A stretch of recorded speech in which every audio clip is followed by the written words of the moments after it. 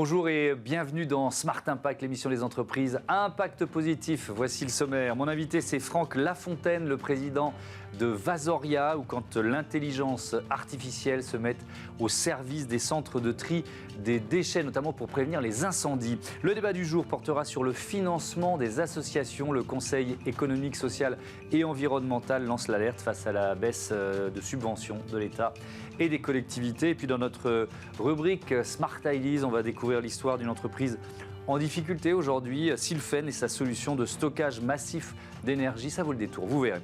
Voilà pour les titres, on a 30 minutes pour les développer. C'est Smart Impact.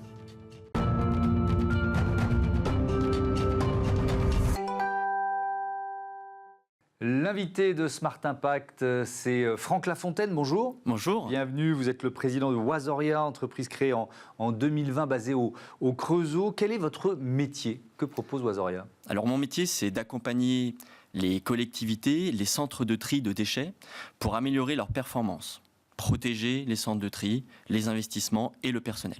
Dans Vasoria, il y a IA, donc votre solution, elle passe par l'intelligence artificielle, c'est ça? Exactement. Donc Vasoria, ça veut dire Waste Sorting IA. Donc on utilise le machine learning, l'apprentissage, pour reconnaître les déchets.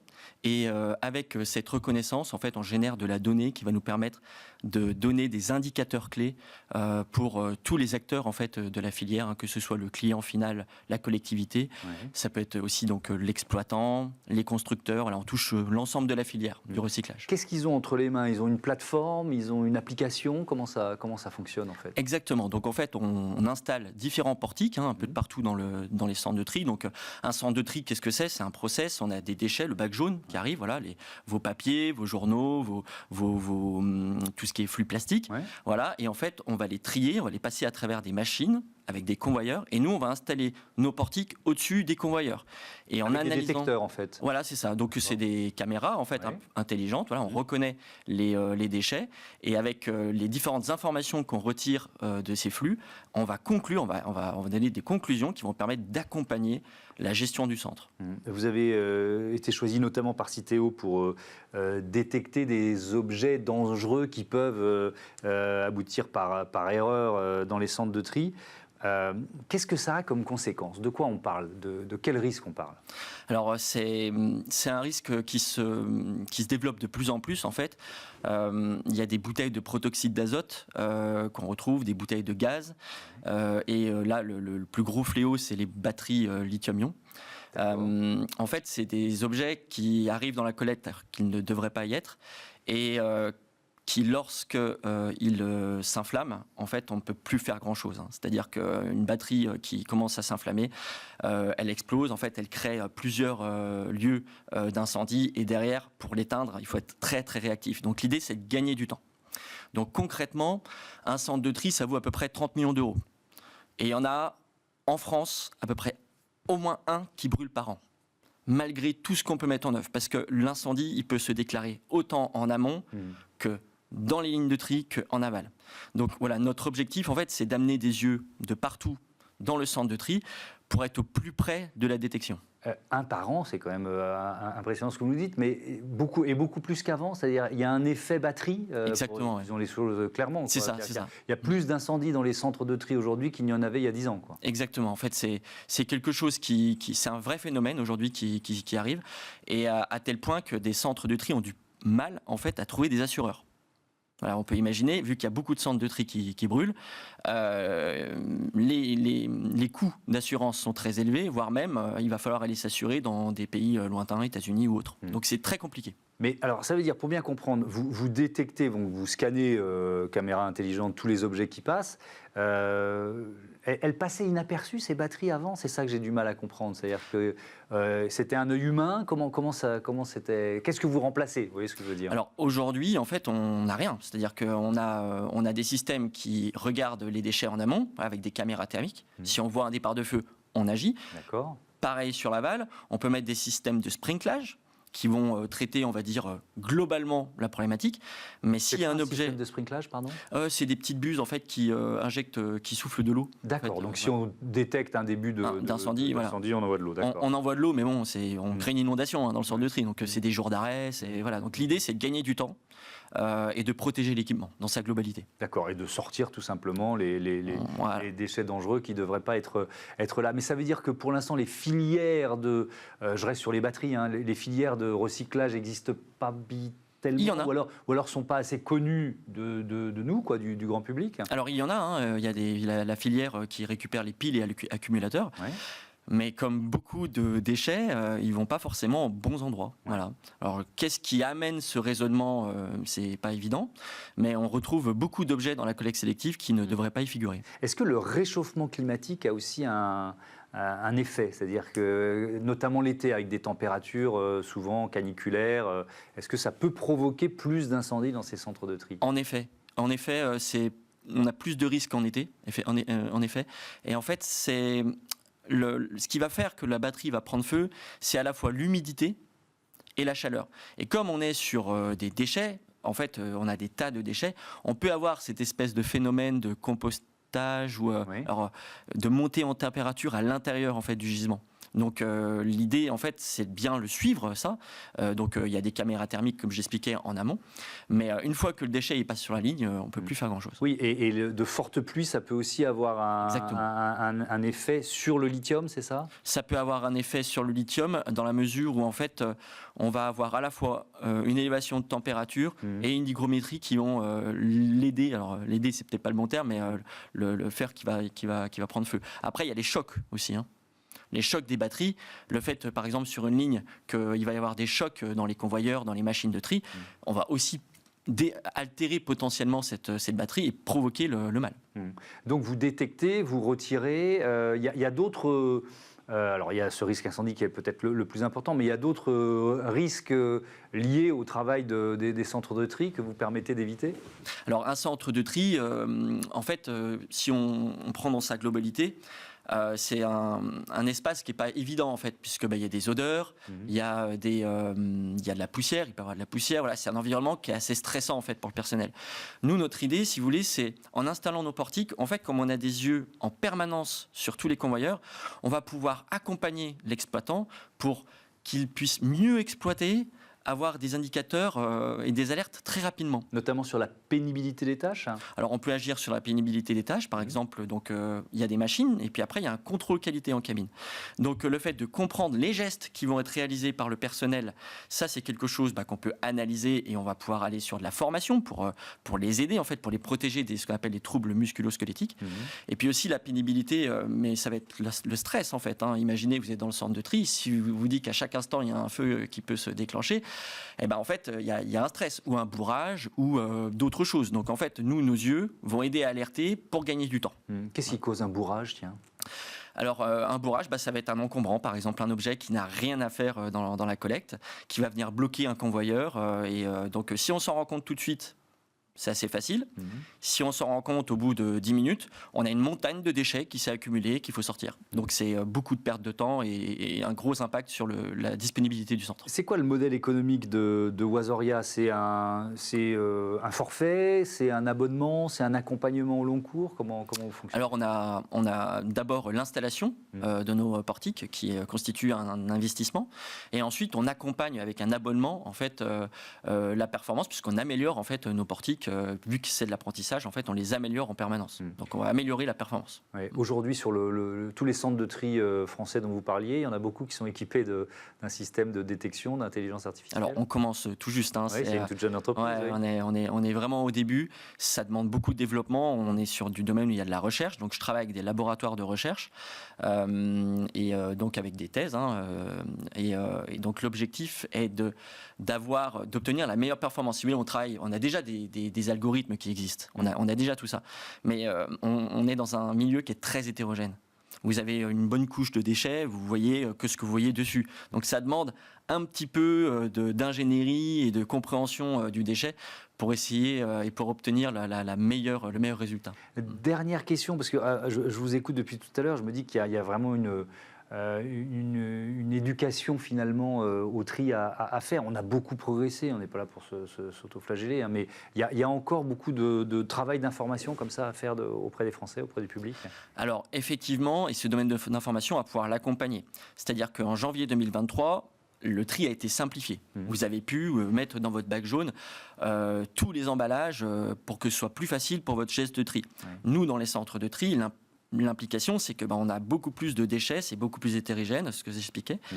Mais avec tous les indicateurs qu'on va pouvoir ressortir, on va, avec les vues qu'on est sur de la vision, à pouvoir prendre des images, des photos et pouvoir sensibiliser les personnes en fait au tri citoyen, à l'amélioration du tri et donner toutes les informations, notamment aux collectivités, pour qu'elles puissent mesurer leur performance et le conseil qu'elles apportent aux citoyens. Merci beaucoup Franck Lafontaine et à bientôt sur Bismart. On passe à notre débat tout de suite, le financement des associations en danger. Retrouvez le débat de Smart Impact avec Veolia.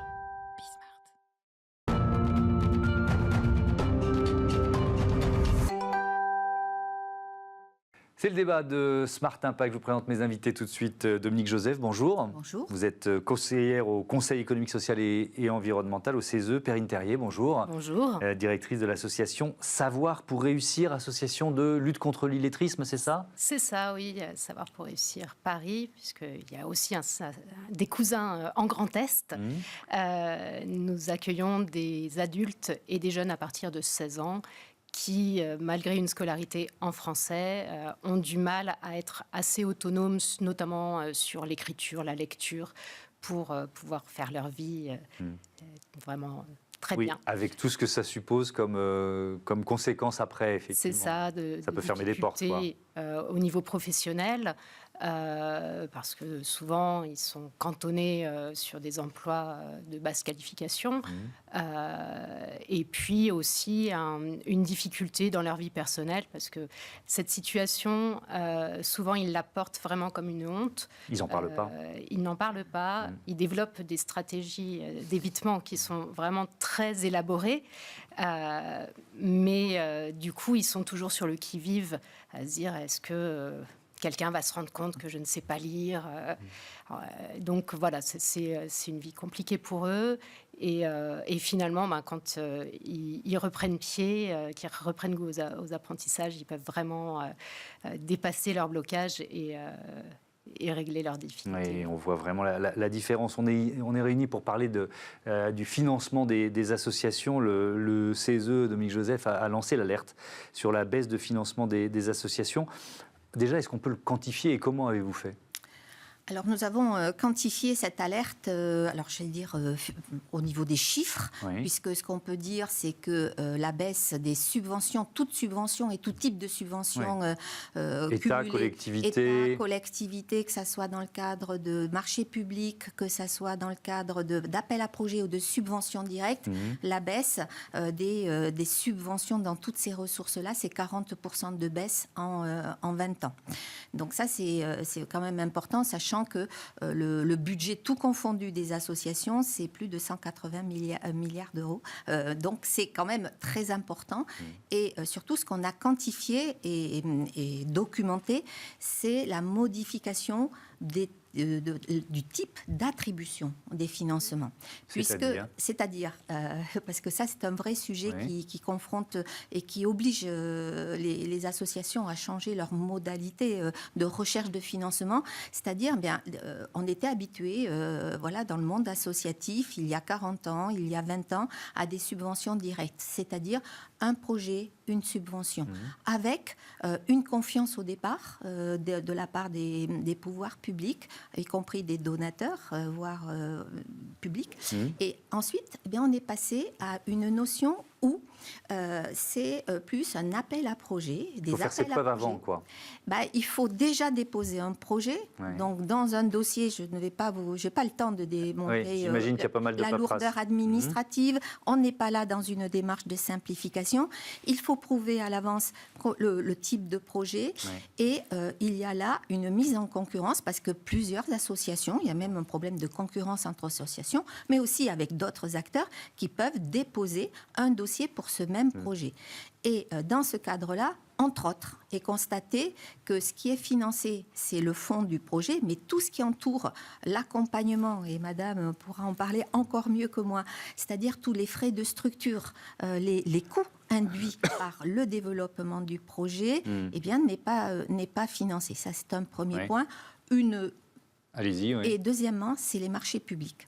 Et là, on a aussi des marchés publics avec des règles qui sont des règles d'État qui sont aussi très contraignantes administrativement. Et je retiens donc ce chiffre, 40% de baisse des subventions en 20 ans. Alors, ce que vous décrivez, ça part d'un bon sentiment, parce que ça peut aussi permettre d'éviter le favoritisme, mais on comprend bien les conséquences que ça peut avoir pour une association. Cette baisse de financement, Perrine Terrier, est-ce que vous l'avez ressenti ? On l'a vécu, Oui. et ça nous a conduit à devoir licencier ma collègue il y a 1 an et demi. Oui. Donc oui, c'est du concret. C'est direct, c'est concret. Donc, on est une petite association, hein, donc nous étions 2 salariés, une trentaine de bénévoles, pour accompagner à peu près 150 personnes par an. Et alors, quel flux c'est tari, quelle subvention c'est réduite ? C'était la subvention municipale, qui était effectivement au départ vraiment une subvention de fonctionnement par rapport à notre projet global. On avait l'impression que, OK, nous on fait un projet, il convainc les pouvoirs publics. Ils disent, on vous soutient en partie, et puis vous trouvez des cofinancements, ce qui était le cas. Et après, on vous a mis en concurrence, c'est ça ? Et en Qu'est-ce qui fait, s'est passé donc en 2022, la mairie a décidé de passer par un appel à projet, puisqu'effectivement, c'est la tendance qu'on voit à peu près dans toutes les collectivités. Et là, c'est plus du tout la même mentalité, puisque l'idée, c'est la mairie propose un projet avec un certain, c'est pas un cahier des charges comme pour une commande, mais il y a déjà quand même quelques directives. Et il faut que nous, associations, on réponde à cette vision-là qui peut être tout à fait pertinente, mais déjà qui n'émane pas de l'association, c'est déjà une première chose. Et puis, effectivement, je pense que la même part, la même somme était allouée de manière globale, mais du coup, va être partagée entre plus d'acteurs. D'accord. Ce qui fait que nous, on a perdu plus de 60% de la subvention d'une année sur l'autre, et en ayant en plus l'information en fin d'année. Donc, on n'a pas eu le temps de trouver d'autres financements. Et ça nous a effectivement amené à licencier, et de manière un petit peu brutale. Alors, ça c'est pour le constat. Après, il y a évidemment les solutions. Vous appelez, alors il y a plein de propositions du CESE, mais vous appelez par exemple à une loi de programmation pluriannuelle de la vie associative. Ça me semble très important. Ça permet de quoi ? D'avoir de la visibilité ? C'est aussi simple que ça, quoi. Alors, cet appel à la loi de programmation pluriannuelle, c'est une réponse, il nous semble, des pouvoirs publics à la problématique posée par Madame Terrier. Oui. C'est-à-dire celle de pouvoir, sur plusieurs années, mener un projet associatif en direction de concitoyens et concitoyennes qui ont des besoins et sur lesquels on s'engage. Parce qu'il y a les aspects, et cet aspect de visibilité et de pluriannualité, quand il y a des accompagnements comme celui, par exemple, que vous portez, on ne peut pas se dire à la fin de l'année on arrête. Ouais. On est obligé d'arrêter. Donc c'est un vrai sujet. On n'a pas beaucoup cette notion de loi de programmation. Elle est vraiment très importante, et accompagnée aussi par ce que l'on appelle ce qu'on pourrait appeler des conventions ou des contrats pluriannuels, parce que c'est très important, avec un respect, parce que ça ne dédouane pas les associations, il faut quand même le dire, d'engagement, de rendre du compte, mais d'avoir cet échange co-construit de la façon dont on va pouvoir déployer le projet. Et le cri d'alarme des Restos du Cœur au mois de septembre, ça a été celui-là. Ça a été de dire, mais attention, alors le monde associatif se meurt, ont-ils dit, mais parce qu'il y avait une réalité, des besoins en augmentation, et pas de visibilité sur les financements, en disant on va être obligé, et ils ont dû faire des choix dans les modalités d'attribution des aides. Restos du Cœur, c'est très médiatique. Il y a toutes les autres associations qui se sont mises ensemble pour porter ce constat. Et nous, on a rassemblé tous ces constats, tous ces témoignages pour justement proposer une loi de programmation pluriannuelle, et aussi une garantie sur la part du budget de l'État tracée vers les associations. Parce qu'on sait que dans les arbitrages budgétaires, eh bien, ça peut être la variable d'ajustement. Ouais, surtout en ces temps d'économie avec un pays endetté à 3100 milliards, je le rappelle. Peut-être un mot sur les entreprises. Est-ce que les entreprises prennent parfois, souvent, suffisamment le relais? Est-ce que vous bénéficiez par exemple de mécénat d'entreprise? Alors effectivement, on travaille avec des entreprises de différentes manières. D'abord, il y a des subventions qui peuvent nous être versées directement par le biais des fondations d'entreprises. Alors, quelquefois, c'est des subventions vraiment directes, complémentaires, on va dire. Et puis, il y en a certaines où on peut avoir un dialogue avec la fondation où on va essayer de construire sur on répond à des appels à projets aussi de fondation, ça arrive aussi. Et il y a du mécénat. Et il y a du mécénat également vraiment en aide, en support, notamment par le mécénat de compétences. Et c'est comme ça qu'on a pu sauver l'association au moment où on a donc dû licencier ma collègue parce que n'ayant plus les moyens de recruter un salarié, on s'est tourné vers le mécénat de compétences et pour au moins pouvoir avoir un peu d'abord poursuivre l'activité et puis se donner un peu de temps pour voir comment pérenniser le financement. Oui.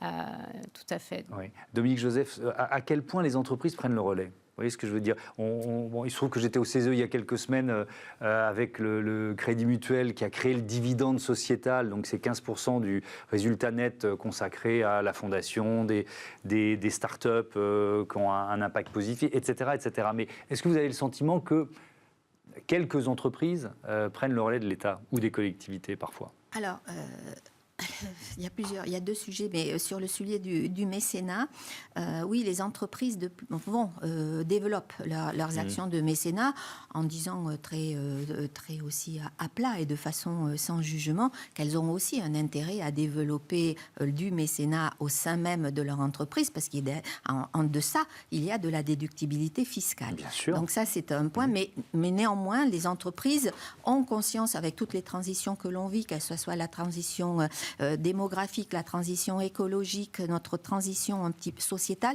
d'un besoin de s'engager par le mécénat. Et souvent, c'est par l'intermédiaire de fondations d'entreprises. Mais il y a aussi des petites et moyennes entreprises qui essayent de le faire. Alors ça fait partie de nos préconisations aussi en termes d'information, qui sont très présentes territorialement, mais avec quelques difficultés, parce que c'est pas forcément bien connu, bien organisé. Oui, il y a cette notion, ça se développe, mais il y a aussi à avoir un petit point de vigilance, parce que par le mécénat et les fondations d'entreprise, il faut qu'on reste dans cette liberté des associations de pouvoir faire son projet. Si le projet se trouve sur tutelle par le mécénat ou par l'entreprise, là on perd un peu de l'essence même du fait associatif. Merci beaucoup, merci à toutes les deux et à bientôt sur Bismart. C'est l'heure de notre rubrique Smart Ideas tout de suite.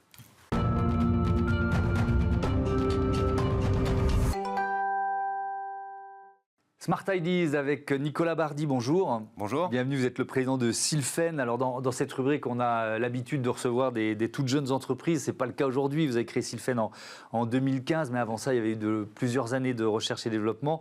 Entreprise en difficulté, on y reviendra, mais je voudrais savoir de quoi on parle. Avec quelle idée vous avez lancé ce projet ? Alors avec une idée assez simple, déjà il y a 10 ans, on voyait bien que l'énergie, la source d'énergie principale du futur, ça allait être les énergies renouvelables, le solaire, l'éolien. Ces énergies, elles ont une particularité, c'est qu'on ne peut pas les piloter. C'est vraiment le temps qu'il fait dehors qui va déterminer combien l'énergie solaire produit. Et puis, quand on se place du côté des utilisateurs d'énergie, nous-mêmes, dans des logements collectifs, des bâtiments administratifs, des usines, on a besoin d'électricité, de chaleur au moment où on en a besoin. Et ça aussi, c'est, on va dire, modérément pilotable. Ouais. On peut décider de décaler un peu sa machine à laver, mais voilà. Et donc, il y a besoin de quelque chose entre les deux. Vous avez créé ce qui s'appelle le Smart Energy Hub, c'est quoi ? C'est ça, c'est l'idée du hub. Oui. C'est en fait un composant qui va être capable de stocker l'énergie quand elle est disponible et qu'on n'en a pas tellement besoin pour pouvoir la réutiliser plus tard, sous forme d'électricité et de chaleur pour répondre à nos besoins avec le maximum d'énergie locale et d'énergie renouvelable.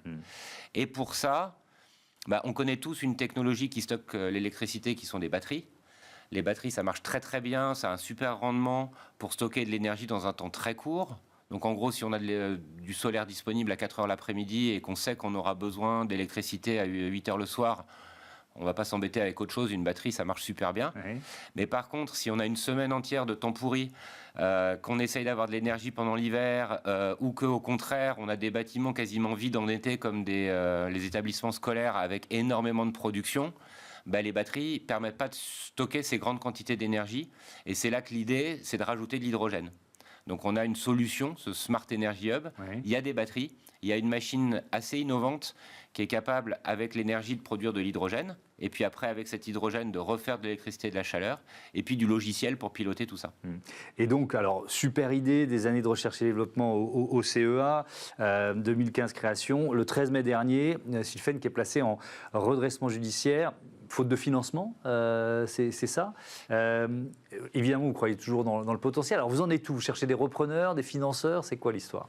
Oui, on cherche effectivement aujourd'hui des repreneurs pour faire, on va dire, la saison 2 de Sylfen, la deuxième moitié de l'histoire. On est vraiment parti sur une technologie R&D. On a développé un prototype preuve de concept avec Engie dans les années 2018-2019, un premier prototype grâce à BPI France du produit lui-même. Et là, en fait, on était sur le point de livrer nos premiers produits commerciaux à nos premiers clients quand un de nos fournisseurs critiques nous a lâchés, ce qui nous a obligés à faire une reconception de la machine pour intégrer des composants d'autres fournisseurs. Et donc on a pris du retard et dans une start-up, qui plus est une start-up qui développe du hardware qui doit être industrialisé, on consomme beaucoup de cash et faute de carburant, à un moment donné, la fusée s'arrête. Et quel type de partenaire ou de repreneur vous cherchez? Alors, clairement industriel, dans le domaine de la transition énergétique. Il se trouve qu'il y a quand même un écosystème d'entreprises très puissant et très intéressant autour de la transition énergétique aujourd'hui, de l'hydrogène, à l'échelle française, à l'échelle européenne aussi. On a des fournisseurs européens, on a des développements commerciaux importants en Espagne. Mais en gros, aujourd'hui, voilà, on a un produit prêt à être livré à nos premiers clients. Ça permet de démontrer finalement la pertinence de cette solution. Et puis derrière, il y a un enjeu de faire de ce produit un vrai produit commercial, donc de l'industrialiser, et puis de développer des produits qu'on appelle de moyenne puissance, 10 fois plus puissants. Parce qu'aujourd'hui, on peut s'adresser à des collectivités locales, des bâtiments de, on va dire, 1500 à 10 000 mètres carrés. Mais si on veut adresser les problématiques de stockage d'énergie, où il y a énormément d'enjeux et de potentiel pour les industriels, pour les grands entrepôts logistiques qui ont des surfaces solaires disponibles extraordinaires, il faut faire des machines plus importantes. Et donc, ça sera un peu l'enjeu pour les repreneurs. Merci beaucoup, Nicolas Bardy. On vous souhaite d'avancer et d'écrire la saison 2 de Sylfen. C'est la fin de ce numéro de Smart Impact. Merci à toutes et à tous de votre fidélité à la chaîne des audacieuses et les audacieux. Salut.